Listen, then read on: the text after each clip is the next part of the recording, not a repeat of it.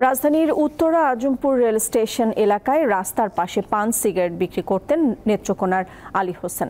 গত 18 জুলাই দুপুরে বৈষম্য বিরোধী ছাত্র আন্দোলনের সময় পুলিশের গুলিতে মারা যান তিনি। পরিবারের একমাত্র উপার্জনশীল মানুষটিকে হারিয়ে চরম অসহায় হয়ে পড়েছে তার পরিবার। নেত্রকোনার কেন্দুয়া উপজেলার মুজফ্ফরপুর ইউনিয়নের পশ্চিমপাড়া গ্রামের মৃত আসন আলীর ছেলে আলী হোসেন। বড় সন্তান হওয়ায় বাবার মৃত্যুর পর পরিবারের ভরণ পোষণের ভার পড়ে তার কাঁধে। বৃদ্ধ মা, ছোট ভাই, স্ত্রী ও 3 মেয়ে আছে আলীর পরিবারে। গ্রামে ব্যবসা করতে গিয়ে কয়েক লাখ টাকা ঋণ হয়ে যায়। সেই টাকা পরিশোধের জন্য বছরখানেক আগে স্ত্রীকে নিয়ে ঢাকায় আসেন আলী হোসেন।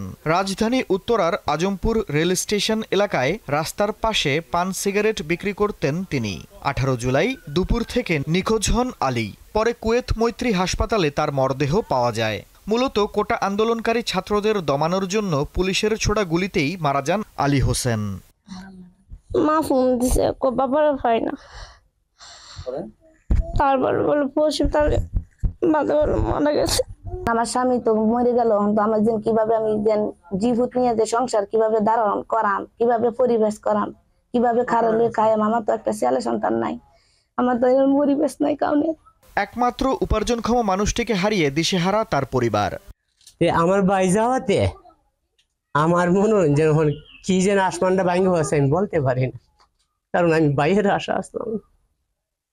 আমার উদ্যোগী অনুরোধ সরকারের কাছে, যে ফুলাহান্ডির দিকে 3টে মেয়ে তুই যেছে, 3টে ফুলাহান্ডি সরকারের কাছে এটাতে আবেদন, সরকার যদি আমাদের খুব হেল্প করে তখন জন্য ফুলাহান্ডি লইয়া আমি ফুলান নুন বা 4টে খাইতে পারে। আলী হোসেন হত্যার ন্যায় বিচার সহ তার অসহায় পরিবারের হাল ধরবে অন্তর্বর্তীকালীন সরকার, এমনটাই প্রত্যাশা তার স্বজন ও স্থানীয়দের।